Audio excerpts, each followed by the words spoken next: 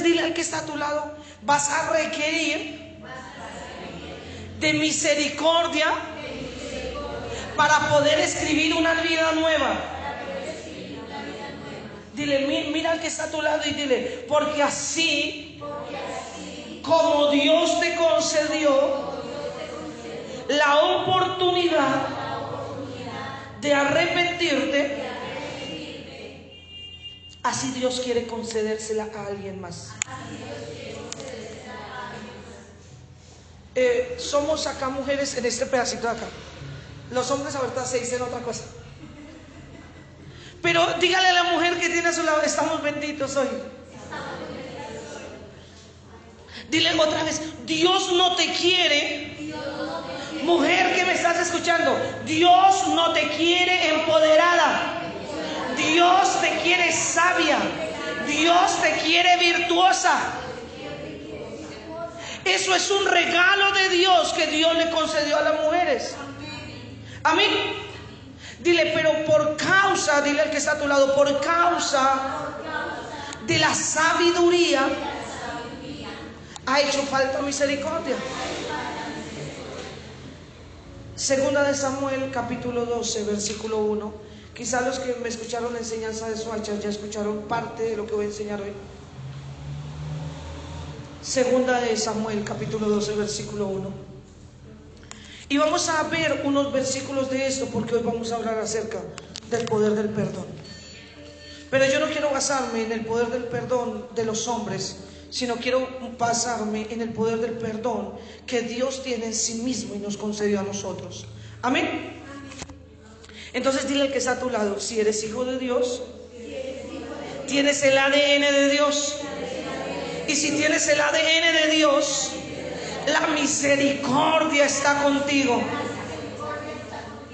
Jehová envió a Natán, dice la palabra del Señor, 12:1. Jehová envió a Natán a David, y viniendo él le dijo, había dos hombres en una ciudad. Diga conmigo, esta historia es una parábola. Había dos hombres en una ciudad, uno rico y el otro pobre. El rico, ¿qué dice?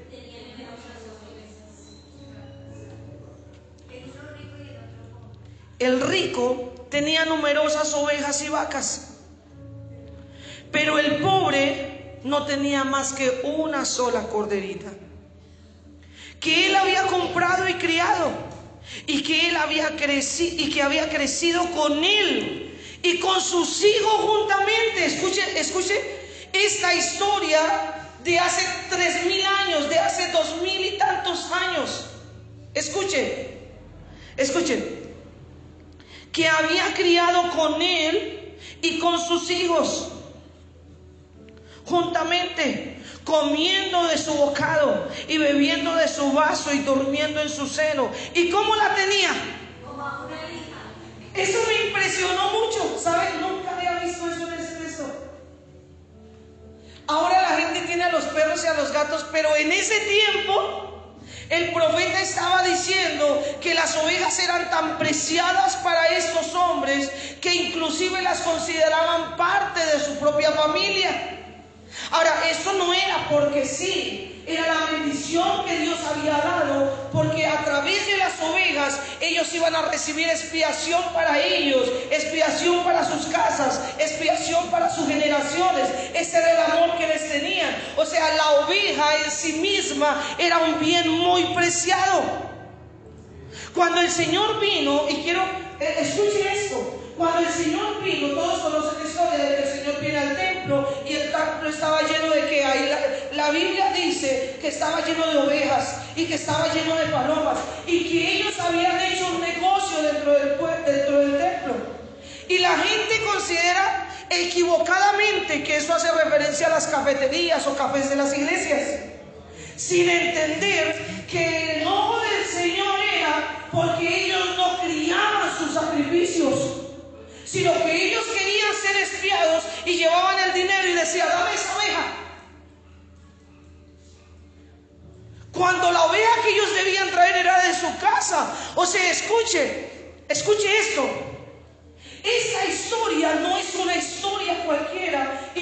impresiona que el Señor me habló esta semana a través de esto tan impresionante. O sea, escuche, la cuidaban de modo que no pecaban para no tener que matarla. ¿Sí entienden? Amaban tanto esa cordera que no pecaban para no tener que sacrificarla, porque era el precio de su pecado. O sea, escuche el nivel del amor. Y dice en el versículo 4: y vino, diga conmigo, y vino uno de camino al hombre rico, y esto no quiso tomar de sus ovejas y de sus vacas para guisar para el caminante que había venido a él, sino que tomó la oveja de aquel hombre pobre. ¿Y qué dice? Escuche, no había sido sacrificio para esa casa, para esa familia. Tan alta estima tenía para ellos que se guardaban para no tener que sacrificarla. Pero el rico vino y la tomó para saciarse de ella. El rico vino y la tomó. Cuando yo leí esto, recordé la historia de Saúl con el profeta Samuel. Entonces dice que mientras que hablaban Saúl y el profeta Samuel, el profeta oyó los bramidos de las ovejas. Y el profeta le dice: ¿qué es esto que yo estoy escuchando? Y Saúl le dice: no te preocupes, son unas ovejas gordas que tomamos de Amalek. Y el profeta le dice: ¿cómo te atreves a tomar anatema? Escúcheme esto. Lo grave de Saúl no solamente era que había tomado del anatema, sino que quería presentar un sacrificio, una ofrenda con algo que no era suyo, con algo que no le había costado. Cuando yo leo la historia de este hombre, porque dice, escúcheme esto, que como no le costó. ¿Sabe por qué hay mucha gente que no le importa que la gente se pierda? Porque no le ha costado restaurarla. Recuerdo una vez haber llamado a una mujer y decirle: usted necesita apoyar a su hija necesita buscar de Dios. Si usted no la apoya en este momento, ella va a dejar. Y la respuesta de esa mujer fue: ella necesita descansar. ¿Sabe? Ya han pasado años y ella no se ha restaurado, pero en las manos de su mamá estaba poder. ¿Sabe por qué no lo hizo? Porque a su mamá nunca le costó ayudar a restaurarla a ella. Por eso usted tiene que tener cuidado de quién lo aconseja. Porque si el que lo aconseja a usted no es alguien que haya pagado algo por usted, a lo único que lo va a llevar es a un camino de muerte. Eso que no vuelva. Eso solo lo dice alguien a quien no le ha costado nada. Si usted tiene una bicicleta en su casa y la bicicleta se pincha, usted no la bota. ¿Cierto que no? Usted le cambia las ruedas porque a usted le costó. Pero otra persona le dice a una bicicleta que lleva ahí: ponte eso ¿no? Sí. Un computador dañado hoy en día es un bien preciado, ¿cierto? Yo le decía a Anita: si quieres arreglar si necesitas un computador, arregla el que tienes, porque con 200,000 pesos queda como nuevo. Y comprar un computador hoy en día bueno vale como 2,5 millones o 3 millones mínimo para que medio funcione. Aprendimos, escuche, el poder del perdón no solo es el poder de la misericordia, sino el poder de la restauración y restitución de lo que para Dios vale algo o alguien. ¿Sabe por qué las iglesias ahora? Escuche esto, sigamos leyendo esta historia, porque me impresiona mucho que, escúcheme esto, diga conmigo: era Dios. Era Dios. Dios sabía cómo hablarle a David. Pudo haberle dicho: ¿cómo te atreviste a matar a Urías tan vilmente? ¿Cómo tomaste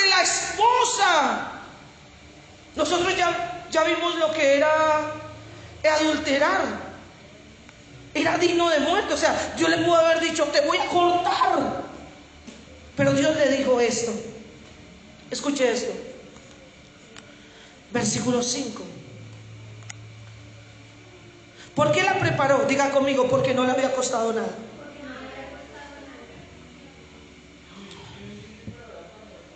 Versículo 5. Entonces se encendió el furor de David en gran manera contra aquel hombre y dijo a Natán. O sea, escuche, David solo estaba escuchando una historia. Tenía delante de él el siguiente hombre después de él más importante de todo Israel. Y el profeta vino a sentarse con él, a tomarse un café y a decirle esta historia. Y mientras que David, y no sé cuántos de ustedes han escuchado una historia injusta, que usted quiere levantarse y buscar al culpable. No sé cuántas veces se ha sentado a escuchar la historia de alguien y usted se enoja, se carga en su corazón por causa de lo que está escuchando. Es tu ira lo que le estaba pasando a David. Dice en la Biblia, escuche, dice: contra aquel hombre. Y le dijo, y dijo a Natán: vive Jehová, que el que tal hizo. ¿Qué dice? Diga conmigo: David era un excelente pastor. Diga conmigo: David era un excelente rey, pero carecía de características aquí. Carecía de carácter, carecía de misericordia, porque él sabía lo que costaba mantener una oveja con vida. Porque las ovejas son como esos videos literales, que si una se bota por un abismo, las otras saltan contentas al otro abismo. Él sabía lo que costaba mantenerlas cerca. Él sabía lo que era defenderlas. Esa podría ser la explicación de por qué uno no le puede decir a los papás cualquier cosa de los hijos. ¿Cierto que no? O sea, usted le dice a su hijo: ay, dígale que no se vista así. Y usted le dice: no, pues vístalo. Dice: y debe pagar la cordera con 4 tantos. Dile al que está a tu lado: la medida del perdón que tú extiendes es la medida que te van a devolver.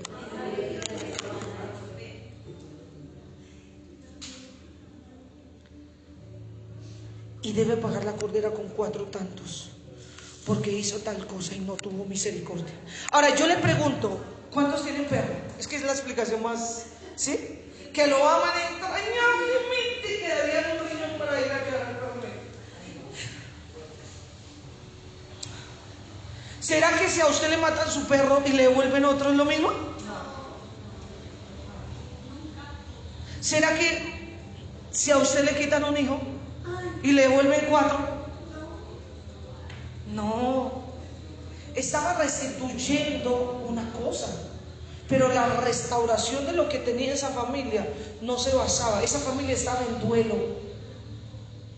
Dios le estaba diciendo: lo que el rico hizo no fue quitar una cordera, fue quitar una hija. Escuche esto: Dios no estaba reclamando por la cordera por el precio de cordera, estaba reclamando por la cordera por el precio de hija. Urías, escúcheme esto: Urías era hitita. Los hititas fueron la segunda ciudad que conquistó Josué. La primera donde salieron avergonzados por causa del pecado que habían cometido. Pero Urías era un hombre tan lleno de cosas correctas, tan íntegro en su corazón, que fue concebido dentro del pueblo de Dios. Escúcheme: a Dios le dolió que David hubiese matado a Urías. Creo que no hay un hombre más leal en la Biblia si habláramos de lealtad. Porque aun cuando David lo emborrachó y le pidió que fuera a su casa y se acostara con su esposa, él no quiso. Él prefirió dormir a las puertas del rey antes de fallar a lo que como convicción él tenía. Que a la guerra solo se volvía en victoria o en derrota. O vivos o muertos, pero cuando se terminaba. Que con las mujeres no se jugaba. Por eso él no fue a su casa. Y no haber ido a su casa a acostarse con su mujer le costó su vida. Tremendo eso. Tremendo eso. A esta gente no pecar le costó una oveja que tenían como hija. ¿Usted cree que no pasó por la mente de ellos? No lo hubiéramos comido nosotros primero. ¿Usted cree que no pasó por la mente de ellos? La hubiéramos presentado como sacrificio delante de Dios antes que se la hubiera comido. Escúcheme. Porque David le dice esto y le dice: y como no tuvo misericordia de tomarla, es digno de muerte. Versículo 7. Entonces dijo Natán a David: tú eres aquel hombre.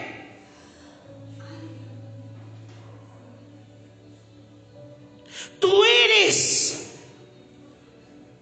ese hombre, y así ha dicho Jehová Dios de Israel: yo te ungí por rey de Israel y te libré de la mano de Saúl y te di la casa de tu señor y las mujeres de tu señor en tu seno, y además te di la casa de Israel y de Judá. Y Dios le dijo: y si esto fuera poco, te habría añadido más. Escuche lo que había pasado entre David y Betsabé. Tenía a Dios contristado.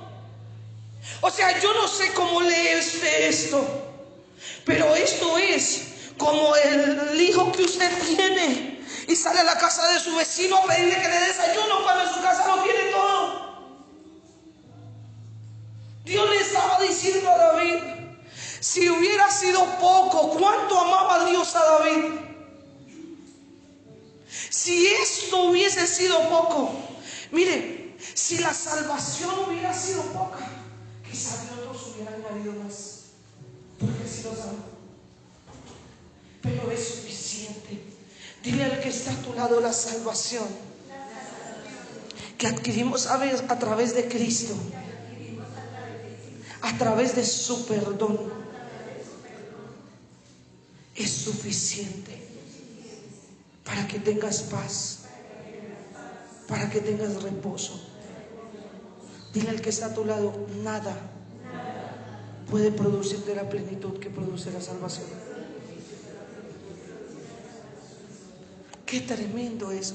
Ahora, quiero parar ahí porque quiero decirle que entendí que el rico no tomó la oveja para saciarse. Qué tremendo es. Que la oveja que tomó el rico la tomó para un visitante, para alguien que lo visitó. ¿Saben? Mire, ¿qué le estaba diciendo Dios a David? Lo que te visitó te hizo que tomaras algo que no era tuyo.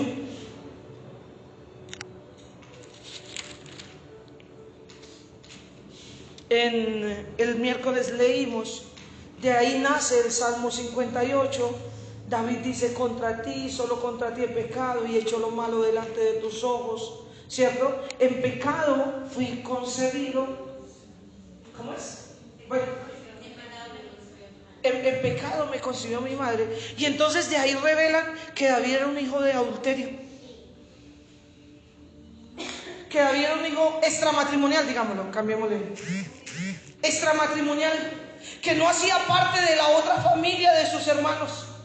Y eso explicaría por qué David tenía otras características físicas muy diferentes de sus hermanos. Porque cuando el profeta Samuel viene a ungir a sus hermanos, lo ve a todos y dice: ¿y estos son todos? Y dice: ah, no, falta uno, al que nunca invitaban a nada. Si usted es así, está en un buen lugar, porque usted es un David.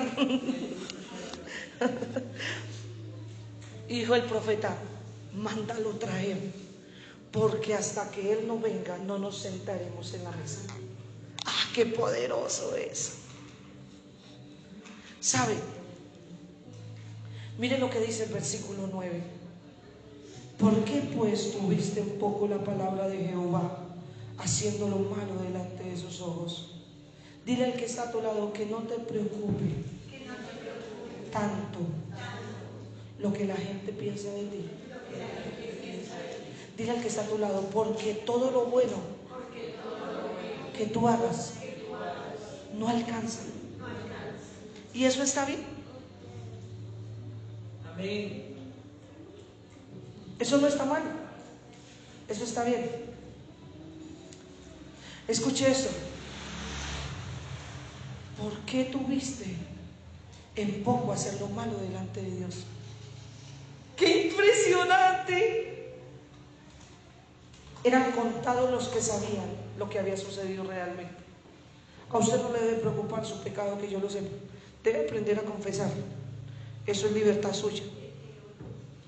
Pero a usted debe preocuparle demasiado. Escúcheme esto, escúcheme bien claro. Que usted tiene al Espíritu Santo dentro de usted como testigo en la habitación en silencio, esperando a que usted cambie de opinión. A Urías Eteo le dice el Señor: heriste a espada y tomaste por mujer a su mujer, y a él lo mataste a espada de los hijos de Amón. Por lo cual ahora no se apartará jamás de tu casa la espada, por cuanto me menospreciaste. Tremendo. Que Dios le dijo: cuando tú mandaste a matar a Urías, me menospreciaste a mí. ¡Qué tremendo! Por cuanto me menospreciaste y tomaste la mujer de Urías Eteo para que fuese tu mujer. O sea, escuche esto: lo que peor que le pasó a David fue tener una siesta el día que no debía tenerla. Por eso una persona que tiene batallas sexuales tiene que tener mucho cuidado con cuánto duerme. Tiene que tener mucho cuidado en dónde está. Porque el lugar de David no era durmiendo por más cansado que estuviera. El lugar de David era en la guerra, liderando un pueblo. Por lo cual ahora le digo: Dios no se apartará.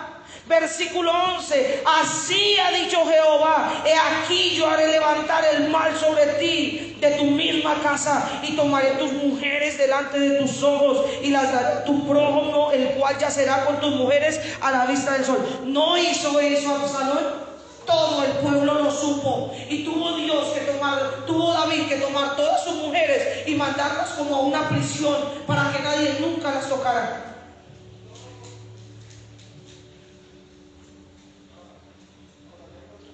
Ahora, lo primero que le dijo David a Natán fue que muera y que restituya con 4 tantos.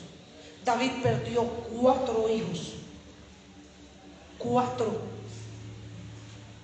Se le murieron 4 por una mala decisión. Las malas decisiones que usted toma, aunque usted no entiende, escúcheme, los juicios que usted emite contra la otra gente, contra familias, contra hijos de otros, tengan mucho cuidado, no sea que se le devuelvan en su casa. Porque Dios le dijo a David: como lo hiciste en privado, lo voy a hacer en público. ¡Qué tremendo eso! Ya luego de eso usted va a ver que el primer hijo que muere es ese hijo que concibieron.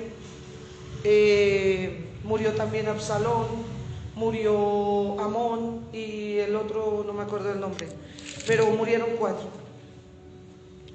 4 hijos de David murieron por causa del juicio que él proclamó. Porque era excelente rey y como rey emitía juicios. Dile al que está a tu lado: Dios quiere que aprendas a emitir juicios como padre. como madre, como hijo, con misericordia. No como que eso nunca me va a tocar a mí. ¿Sabe por qué? Porque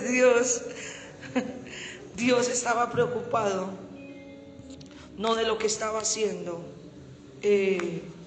no de lo que había sucedido, sino de la manera en que había sucedido. Ese es el primer pecado de David. Quizá más adelante usted puede... sin embargo, si usted mira, una de las características de los hombres de la Biblia, sin importar cómo llegaron ellos a ser, fue esa carencia de misericordia sin juicios. ¿Cuándo aprendieron la misericordia?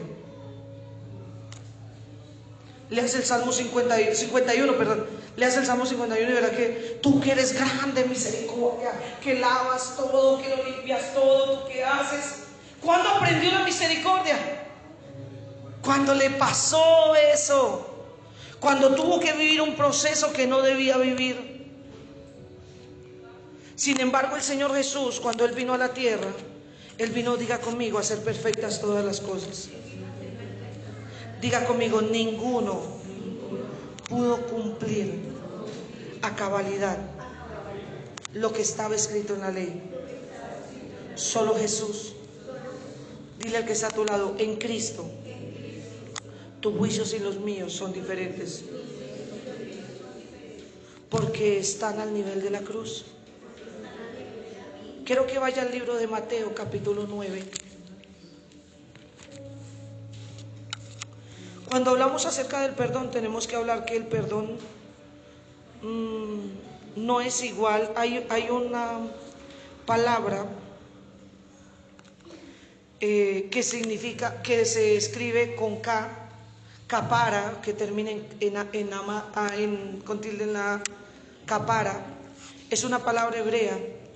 Y esa palabra se refiere, o esa palabra quiere decir o significa el poder desviar o perdonar cubriendo una falta. Y tenemos que hablar de lo que el Señor Jesús enseñó, porque no podríamos aprender de ninguna otra manera cómo es que nosotros debemos aprender. Dile al que está a tu lado, el perdón que enseñó el Señor Jesús estaba relacionado con cubrir la falta. Dios cubrió la falta de David. Sí la cubrió, no le perdonó, no le quitó las consecuencias, pero lo perdonó. Si usted lee ahí, el profeta le dice, Dios ya te perdonó. O sea, David ya había ido y le había dicho, ay Señor, sí, perdóname, es que es muy difícil, sí. Y no, tranquilo, o sea, tú tranquilo que Dios ya te perdonó. Pero tus hijos se van a morir los 4. A tus mujeres te las van a profanar en público. Eso es lo que no entendemos del perdón, ¿saben? Eso es lo que no entendemos de la restitución. Digan conmigo, hay cosas que no se solucionan pidiendo perdón.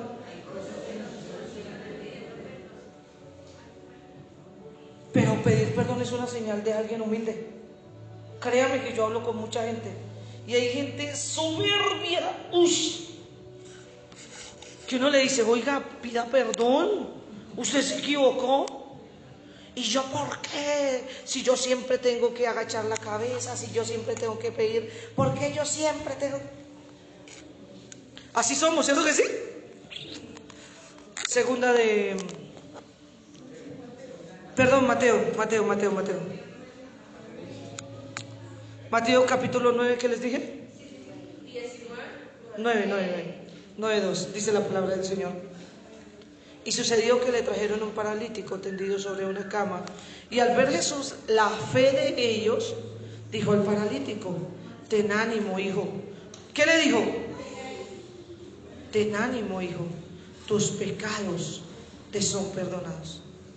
Escuche esto, que la fe de quienes llevaban al paralítico fueron los que alcanzaron el milagro de él. Y el Señor le dijo que quizá lo que ese paralítico tenía en su vida era una angustia angustia tan grande que lo agobiaba, era algo en su corazón que lo tenía tan mal. 9:2. Que lo tenía tan mal que le dice: tus pecados te son perdonados, que nadie te acuse más. Porque el perdón, escúcheme esto, diga conmigo, el perdón te libera. El perdón libera la mente. Diga conmigo, pero el perdón también libera el cuerpo. Dígale al que está a su lado: ¿a quién te hace falta perdonar? Te falta Jesús. Entonces algunos de los escribas decían dentro de sí: este blasfema. Y conociendo Jesús los pensamientos de ellos, les dijo: ¿por qué pensáis mal en vuestros corazones? ¿Qué es más fácil decir: los pecados te son perdonados, o decir: levántate y anda? Pues para que sepáis, el Hijo del Hombre tiene potestad en la tierra para perdonar los pecados.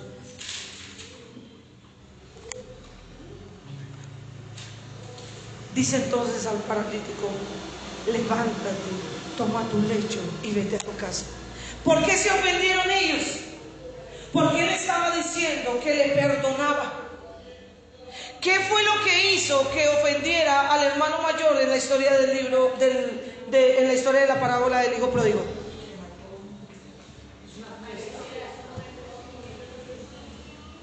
Que su padre perdonara a su hermano. ¿Pero por qué hiciste eso?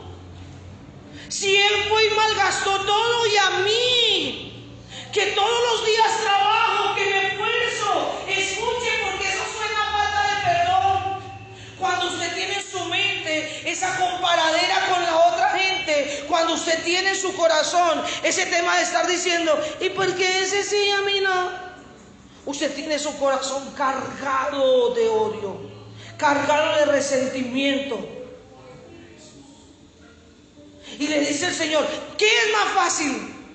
¿Decirle a un paralítico: levántate y anda, o tus pecados te son perdonados? Entonces el Señor le dice: bueno, levántate, toma tu lecho y anda. Y entonces él se levantó y se fue a su casa. ¿Sabe? Una persona que no esté inspirada por el Espíritu Santo jamás podrá entender la dimensión del perdón. Escuche esto, vuelvo y le repito: perdonar no significa que Dios te va a quitar la consecuencia. Tenga claro esto, porque en las leyes del reino lo que usted quitó tiene que reponerlo. No existe leyes de espacio vacío. Usted tiene una deuda. Tremendo. ¿En cuántas cosas no tendremos deudas? Hace 8 días les dije, ¿cierto?, que se sentaran y meditaran cuántas mentiras han dicho. ¿Sí lo hicieron? Siéntese y piense cuando alguien no ha merecido misericordia según usted. Porque según usted, entonces ya somos todos fariseos.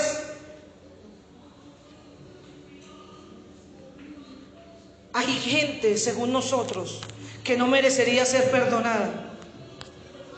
Hay gente que según nosotros no debería recibir misericordia. Entonces, cara es el poder de cubrirte con el perdón, el poder de cubrirte con un manto de misericordia, el poder de decir: la falta está cubierta, ya no hay. Mire, ese es el perdón. Por eso cuando alguien perdona a alguien, definitivamente nunca más vuelve a recordarle lo que hizo. ¿Por qué? Porque ya cubrió la falta. Escuche, la falta de perdón hace que la gente no cubra la falta, no cubra la ofensa. Entonces el Señor Jesús vino a enseñarnos que había un perdón de Dios que había sido entregado de una dimensión mayor. Otro ejemplo de ello es la mujer adúltera o María Magdalena. María Magdalena viene La Biblia no dice cómo venía ella, puede que viniera completamente vestida o a medias, porque en realidad los habían encontrado en el acto del adulterio. Y la ley decía que si dos personas eran encontradas en adulterio, los dos eran dignos de muerte y debían ser apedreados. Lo que pasaba era que no habían llevado al hombre, solo habían llevado a la mujer. No era que María no era digna de muerte, era que no habían cumplido la ley.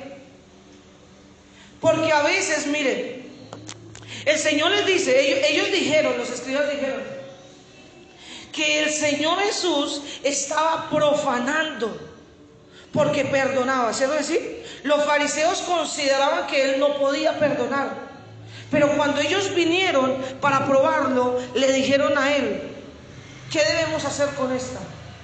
Y Él solo les dijo, si alguno es libre de pecado, que lance su primera piedra. ¿Cómo estaba esa generación? ¿Cómo estaba?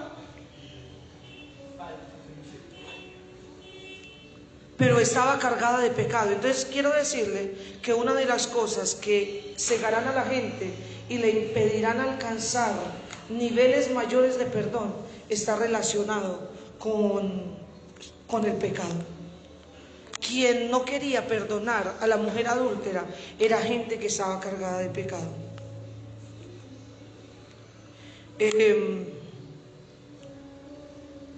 Quiero que vaya al libro de Lucas capítulo 23 versículo 34 y solamente voy a dejar esto hasta acá. ¿Por qué consideras tú que eres digno y merecedor de tanta misericordia si no quieres compartir la misericordia de Dios con otros? Lucas capítulo 23 versículo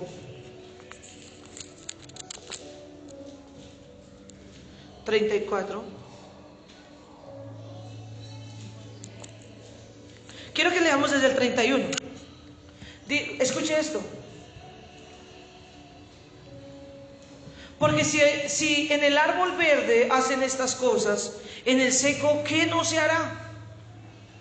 Llevaban también con él a otros dos que eran malhechores para ser muertos. Diga conmigo, tenían sentencia de muerte. Y cuando llegaron al lugar llamado La Calavera, le crucificaron allí, y a los malhechores, uno a la derecha y el otro a la izquierda. Y Jesús decía, una de las 7 palabras de Jesús fue, Padre, perdónalos porque no saben lo que hacen. Y repartieron entre sí sus vestidos. ¿Cómo es de importante, escúcheme esto, el perdón que Jesús tenía que perdonar a esos soldados y cubrirlos delante del Padre para que la muerte que le habían ocasionado a él no les fuera contada? Y quizá lo que necesita alguien es ser cubierto por ese perdón de Jesús, que nos enseñó, escúcheme esto, diga conmigo, que el perdón no tiene límites, que solo alguien que está sano puede perdonar. ¿Sabe por qué nos cuesta perdonar tantas cosas? Porque estamos cargados de heridas. Por eso el corazón se ha endurecido. Diga conmigo, el perdón de Dios no tiene límites. Por eso Dios nos concedió, diga conmigo, por eso Dios nos concedió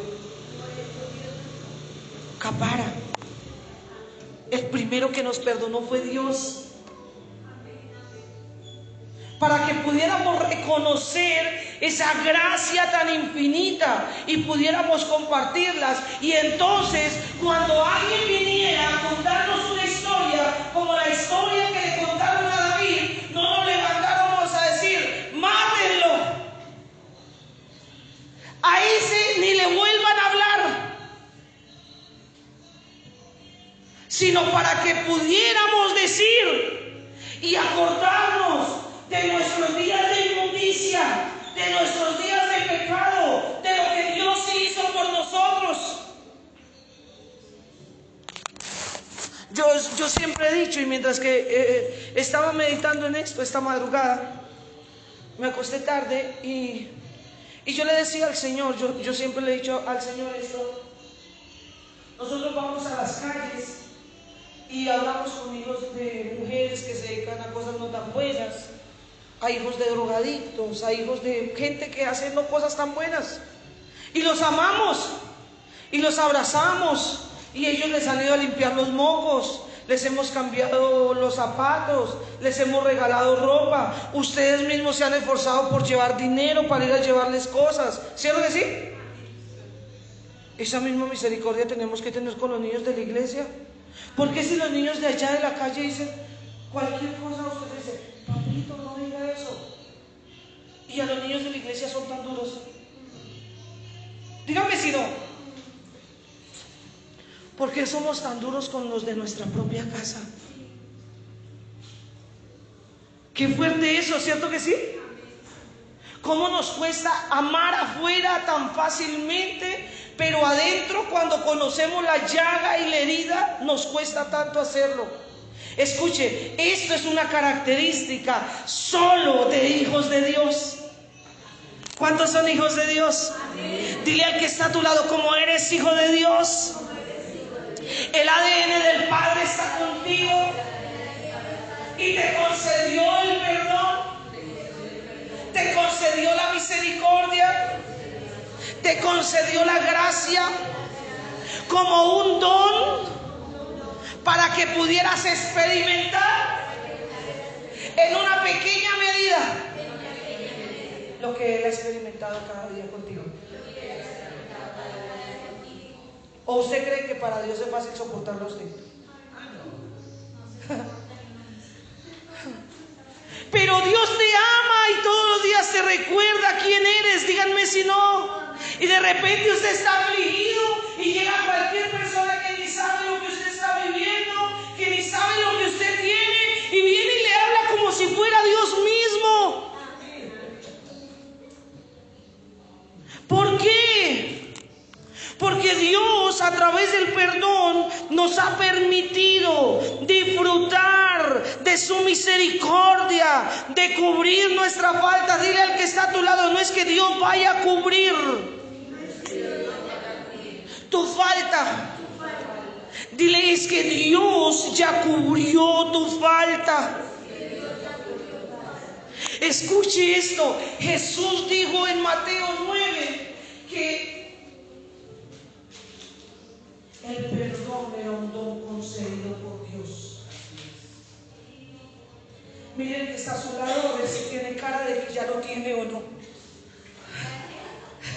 Que el perdón era un don concedido por Dios. Dile al que está a tu lado: con eso no se nace. Nos enseñan más a no tener misericordia que a tenerla. Piensen en su vida. Nos enseñan más a ser radicales y firmes con el no que con el sí. Y por eso tenemos nuestro corazón tan golpeado. Por eso hay tanta gente tan herida aún. Esto es una palabra para hijos de Dios. ¿Sabe por qué la iglesia de hoy está tan dividida? Porque no hemos entendido el poder del perdón. Ahora, escúcheme esto. Perdón no es que usted se aguanta que vayan y le peguen. No. O sea, sí tiene que ser menso, pero no de esa manera. No de esa manera. Sí, perdón no es que usted tiene un esposo que le es infiel todos los días y usted tiene que aguantarse eso, mujer. No, eso no es perdón. Perdón no es maltrato, perdón no es abuso. Eso no es perdón. A veces el perdón te lleva a tomar decisiones en tu vida. Y miren, yo creo en el poder de la restauración, porque si no, yo no estaría acá. A mí Dios me restauró. Pero eso no significa que todo el mundo lo haga, porque la restauración es una decisión individual. Desde que alguien entiende, escuche esto, el valor que tiene en Dios. Si usted no entiende que vale, usted nunca se va a restaurar. Si usted no entiende lo importante que es guardarse en santidad, nunca va a restaurar su sexualidad. Si usted no entiende lo importante que es su mente para guardar pensamientos, no le va a importar lo que se atraviese, lo maté. Sí, hay gente que solo se sueña con esas cosas, dándose puños, dándose como el video de ayer. Hay gente que solo se sueña porque no importa lo que pase. Cuando usted entiende eso, cuando usted entiende el poder de su corazón, usted no deja que su corazón se llene de cualquier cosa. Usted entiende lo que tiene que desechar cada día. Entonces dile al que está a tu lado, como el perdón es un don de Dios, necesitas cuidarlo cada día. Dile, es un regalo por el que no pagaste, pero que el Señor te entregó, porque esta generación necesita perdón. Diga conmigo, porque para muchos es más fácil sanar. Para muchos es más fácil olvidar una deuda que perdonar un pecado. Dile, cultiva el perdón. Cierre sus ojos.